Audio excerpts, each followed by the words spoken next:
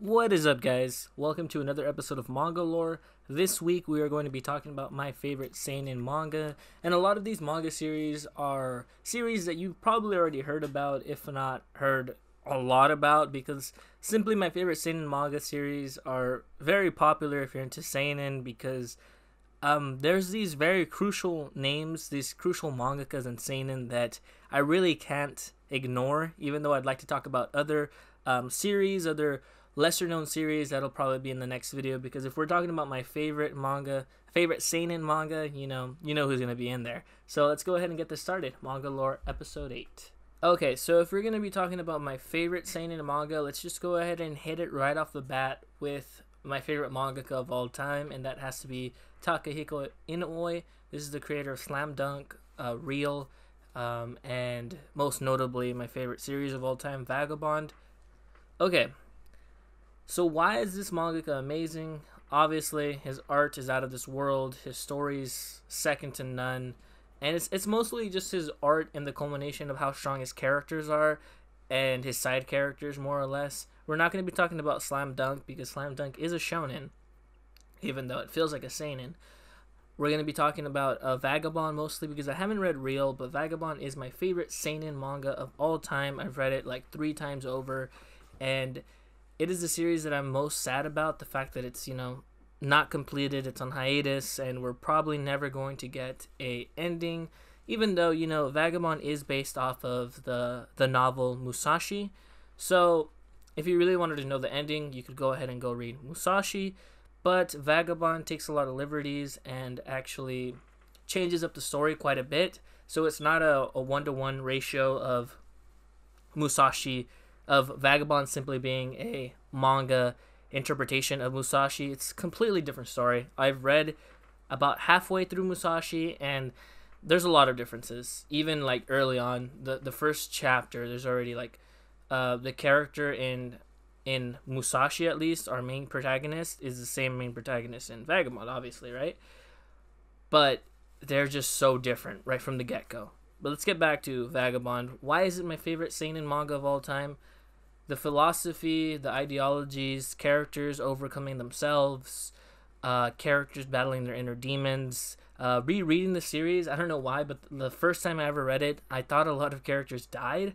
And then going back and rereading it a second time, like a couple years later, I realized like some of these characters that I thought had died, actually survive, and it makes it a lot better for me, because this series isn't about killing your opponent. It's more about becoming a better man than you were yesterday, and that really resonates with me because I feel like that's what life is about. Life is not about being better than anyone. It's being better than the you were yesterday. And that's what this series stresses so much, is self-realization and self-improvement and just evolving and finding out what it means to be strong, what it means to have strength. And later on in the series, I'm not going to give any spoilers, but he really questions his whole journey and what his whole journey was about. And it's just a great series. The action's amazing, the story's amazing, but more than anything, it's the journey of our character, finding out what strength really is and what it means to him, what it means to be strong.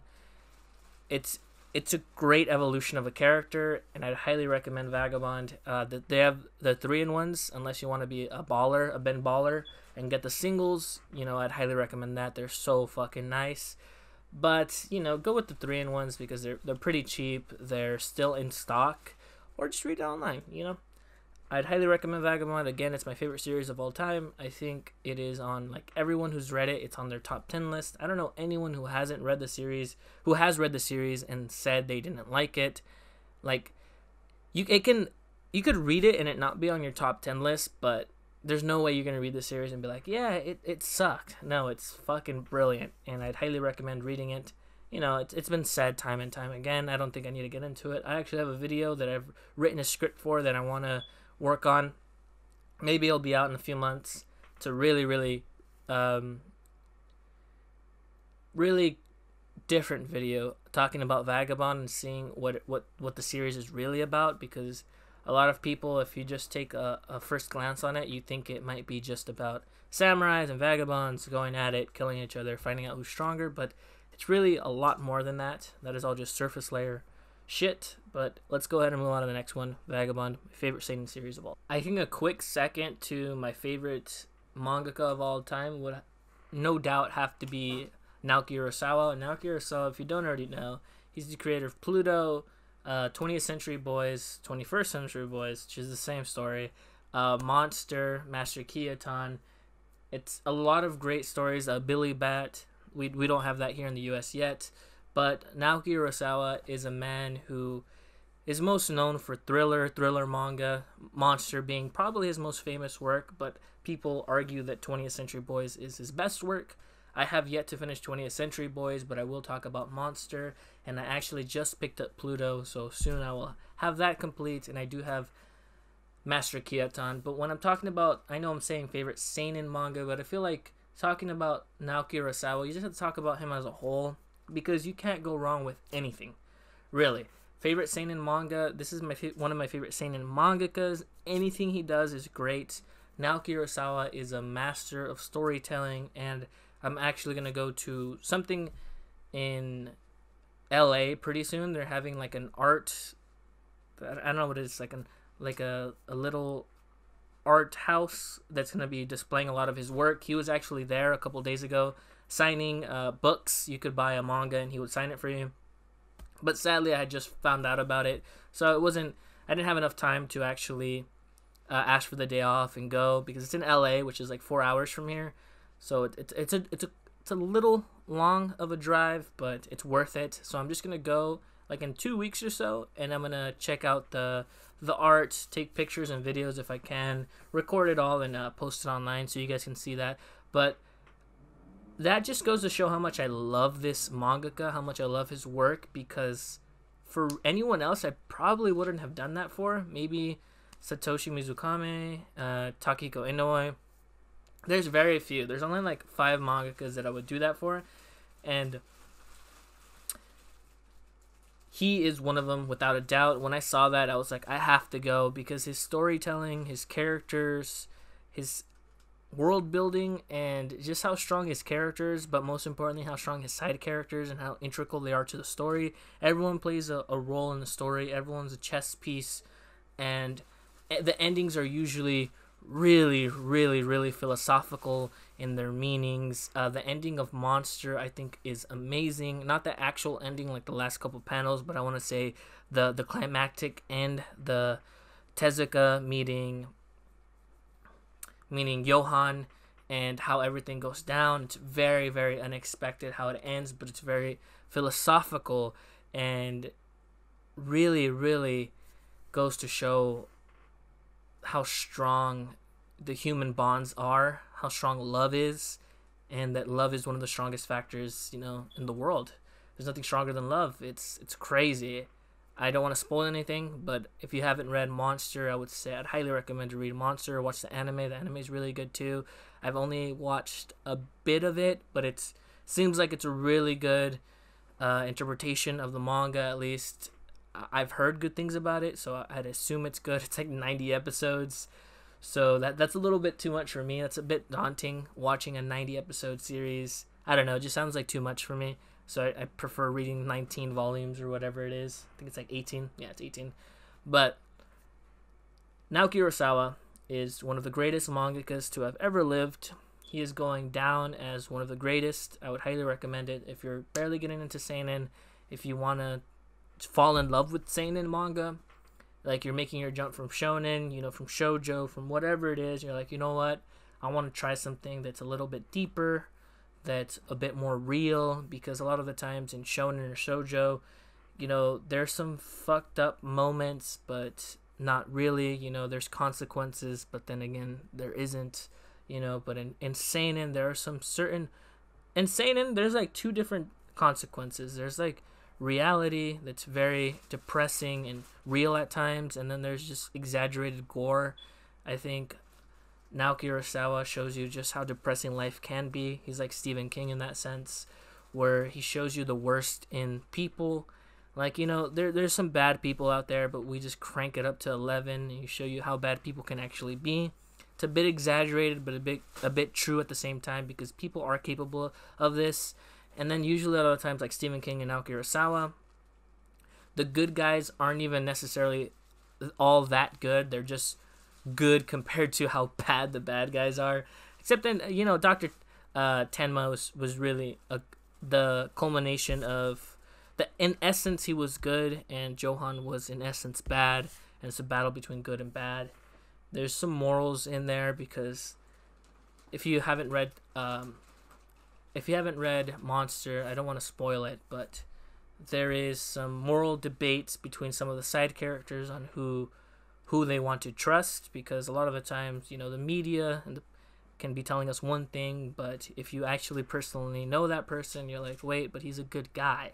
Do I want to listen to what they're saying, all the jargon? But I would highly recommend checking out Naoki Urasawa. He is one of the greatest mangakas to have ever lived, and he makes the greatest seinen manga, in my opinion. Thrillers are him. Really, really good shit. Okay, so on this next one, I could be wrong. This could be a shonen, and I could be mistaken, but I'm just going to classify this as a seinen, because that's how I see this series. I'm going to be talking about Satoshi Mizukami, the creator of not only Lucifer and the Biscuit Hammer, which is one of my favorite manga series of all time, but also Spirit Circle, which we just finished up. We just wrapped this up in English this month. We got the final volume, which is volume 6. Highly recommend checking out Spirit Circle. If there was one manga that you could collect in 2019, I would say Spirit Circle. And I would say get Lucifer and the Biscuit Hammer, but sadly, the first omnibus, I believe, has gone out of print. So people are asking outrageous numbers for it. I think on average, the series is still going for $100, but that's 5 omnibuses going for $100, which is $20 an omnibus, and each omnibus really retailed for $13. So that's still a bit inflated, in my opinion. It's worth it if you can get the 5 omnibuses for $100. I think it's worth it, but it's still a bit inflated. I would prefer if you could get it for retail, but sadly they're out of print.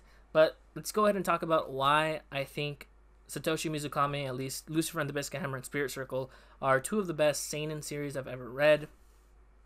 It goes down to the characters. I feel like what we've been talking about, Vagabond and anything by Naoki Urasawa, it really does come down to the characters.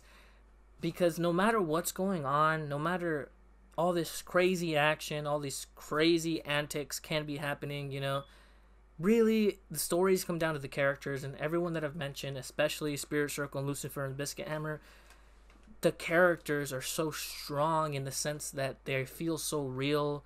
These characters have weaknesses that they must overcome. It's a journey of these characters evolving with each other, especially in Lucifer and the Biscuit Hammer. It's a journey of these group of people who are trying to overcome a foe. And people die along the way. And what I really love about Lucifer and the Biscuit Hammer is the deaths are so impactful, because you get to learn about these characters. You get to fall in love with them. Because a lot of the time, the reason why you fall in love with characters is because you see a piece of yourself in there. So when they die, you feel like a piece of yourself is dying with it. Lucifer and the Biscuit Hammer does that perfectly. There is, I think it's like volume 3 or 4. There's a certain death there that's so fucking brutal and so fucking beautiful at the same time. And at the end of the series, they kind of wrap up why that character needed to die. And it just, everything makes sense. And the ending is actually such a good fucking ending. That's what I love about Satoshi Mizukami. From the 2 works that I've read, he's so fucking good at ending series. And as I've grown older, I really appreciate endings in series, because that is the hardest thing to do. It's so easy to start a series and just keep it going and going and going. But ending it and feeling satisfied, that is the hardest thing to do in any medium. It is wrapping up a series, saying goodbye to these characters and just simply saying it's over. The story's done. This is all I've needed to say. This is all you need to see. And that's it. You get a complete story, because that's the only way you can finish a story is by ending it, right? Obviously. But I believe Spirit Circle was it was a masterpiece, man. I really need to go back and read it, but it's 6 volumes. I wish they would do an omnibus, because that would be really, really easy to collect. 2 3-in-1s, boom, bring it out. I'm sorry, you can probably hear the fucking ice cream truck in the background to start fucking dancing. Do the Soldier Boy. You want ice cream? Go stop him. Oh, All right, you probably heard me talk to my girlfriend. She wants ice cream. I want ice cream. We can probably just go later. It's not a big deal, you know. Damn, he's right there. You can hear him. He's right outside. He's fucking teasing us. But it's a background noise right now. Ice cream truck. Okay, what was I saying? Spirit Circle was amazing. Should I pause it or should we just keep going with this? I think we just keep going. Fuck it. We've acknowledged that there's an ice cream truck there. You guys have gotten used to it. But Spirit Circle was amazing. Again, I wish they would do 3-in-1s. Why did I like Spirit Circle? I liked it again because of the characters. There was a very different story in the sense in Spirit Circle. It wasn't chronological in a way. Like, it has to do with past lives. And it's funny because some of them weren't even past lives. Some of them were future lives that this boy has lived. And some of them were actually not even in the same universe. There was like, they were talking about string theory and parallel universes. And it was really, really fucking good. And I actually have to go back and reread it and analyze it because I was reading it as they were coming out. And a lot of the times when you're reading it with the releases, you can't really understand everything because, you know, you finish a volume and then you have to wait another 3 months for the next one to come out. But I have to reread that series, and I'm going to do an in-depth analysis and review on Spirit Circle and probably Lucifer and the Biscuit Hammer because I need to show love to Satoshi Mizukami because he is one of the greatest mangakas currently releasing work, in my personal opinion. He has a very, very strong niche, you know, cult fan base. I don't want to say cult. Sounds like we're fucking going to kill people. But he really does. He has a really strong fan base. We're really small, so we're niche.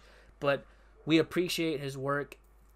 And a lot of people don't give him a chance because of the artwork, and I think you really, really need to get over that because art, you know, it's crazy because I can love Vagabond, I can respect Vagabond and Berserk for the artwork, but at the same time, I know that Satoshi Mizukami's Lucifer and the Biscuit Hammer, Spirit Circle, even though their artwork is a lot weaker, way weaker, you know, I feel like it can rival that, especially certain arcs can 100% rival arcs in Vagabond. Overall, I prefer Vagabond, but I know Lucifer and the Biscuit Hammer and Spirit Circle are up there, and they're giving it a fight. So, highly recommend Satoshi Mizukami. So far, we only have Lucifer and the Biscuit Hammer and Spirit Circle. But hopefully, Seven Seas gives us something. They just recently announced new series that they're publishing on Twitter, and it's just a lot of shit. I'm gonna be honest with you. Seven Seas releases a lot of garbage. In my opinion, you know, it's fun stuff. Like, I would recommend you guys supporting them if that's what you want. A lot of isekais, a lot of trash, in my opinion. They're fun. Don't get me wrong. They're entertaining. They can pass the time. That's what they are. They're meant to pass the time, but they're not great stories, in my opinion. Personal opinion, obviously. Don't take this to heart. If you love isekais and you love all the shit that Seven Seas releases, I think they're the ones that release, like, Monster Moon, I don't know what the fuck it's called, Monster Girls and like ecchi stuff. It's not for me. I don't think it's for me personally, simply because I wouldn't buy it. I think it's just a waste of money. I prefer buying series that really capture me and make me feel and make me, you know, think about life differently and see things through different perspectives. And I don't think those series are that deep in meanings and philosophy and ideologies.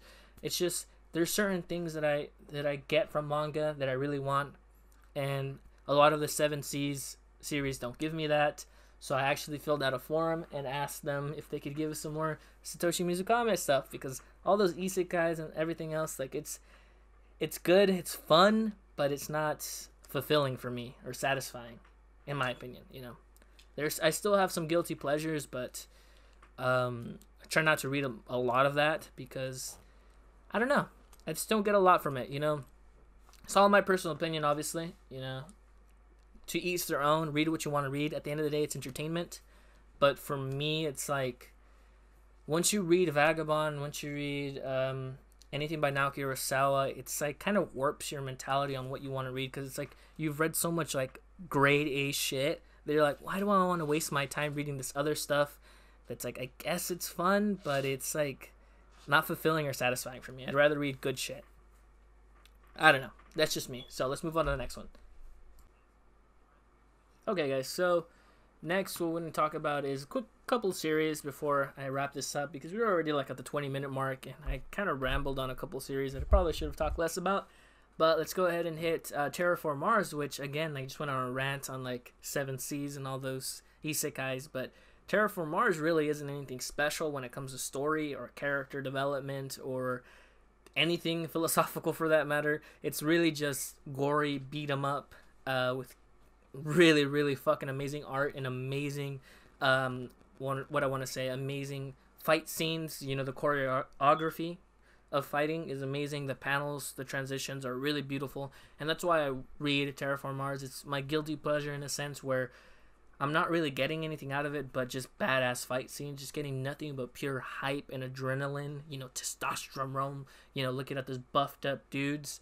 But I really love Terraform Mars for that. I simply turn my brain off and enjoy some good ass action. Really, really love that series.